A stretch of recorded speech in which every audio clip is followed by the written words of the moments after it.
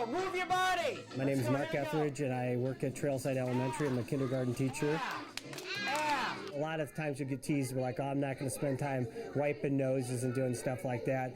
But that's what I enjoy, and it's like helping them and helping the kids to become independent. And so, starting from day one, and they're like, can you tie my shoes? And I'm like, sure, I can do it this time, but you're going to start learning it, and to teach them and how to make it so that they feel challenged to do it. Because if you tie their shoes every day and you don't have the expectation that they're going to learn it themselves, you'll be tying shoes every single day. Come on, girls, louder.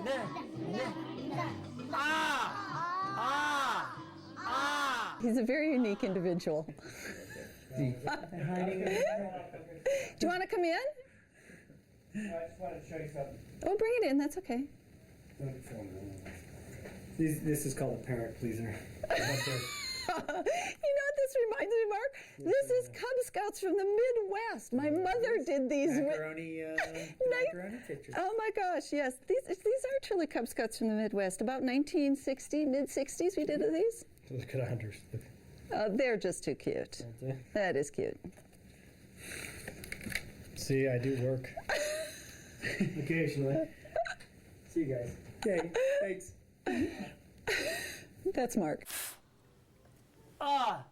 No. Yes, Mark is a very unique individual, and we're very, very fortunate to have him for two reasons. One, there aren't a lot of male role models, positive male role models in education for our elementary kids, and Mark certainly fits that bill. I think for a variety of reasons, males choose not to go into education, and one of them typically has to do with the compensation, that it's often viewed as a second income in a family, not a first income. And I think we're hurting because of that. I don't think there's enough male teachers, personally, in the school system. They bring a different element. A lot of kids, their dads work, and they don't see them as much. And so to spend time with the male in the day, and most of them really thrive on it. They love it. And I'm glad my son has Mr. Etheridge.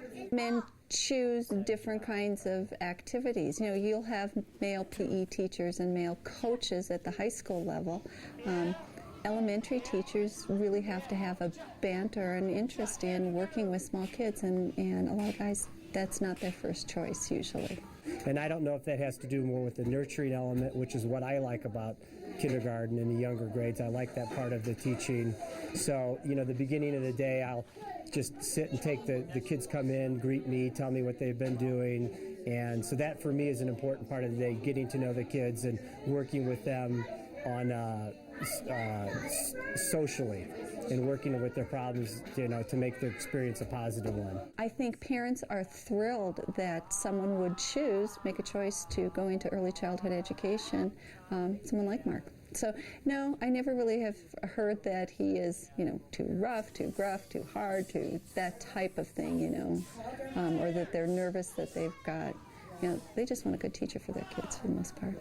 I wasn't sure how he would be with the kids. I mean, in terms of, 5-year-olds are quite challenging, so I wasn't sure how a man would be dealing with them in terms of discipline and keeping them in order, as well as just, just keep making it fun for the kids. I wasn't sure how it would be. And so, what's been your reaction? It's been great, exactly. It's been fun. He really has a way with the kids in terms of keeping them motivated and under control, which is really a good thing too, and keeps them excited and happy. And he seems to have a really good time teaching them, which is good. He enjoys his job. I have to watch my voice sometimes because I can get loud and sometimes it can be kind of intimidating. But then you just backtrack a little, get some tears or something. But for the most part, the kids really respond. And once they learn it's like your personality, then they're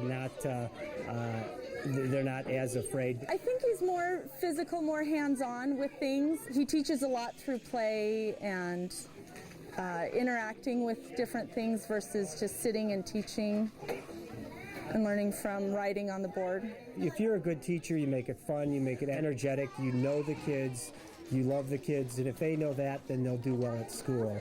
And kindergarten really is, I consider to be the foundation for school. If you have a good, strong foundation, you can build a strong house.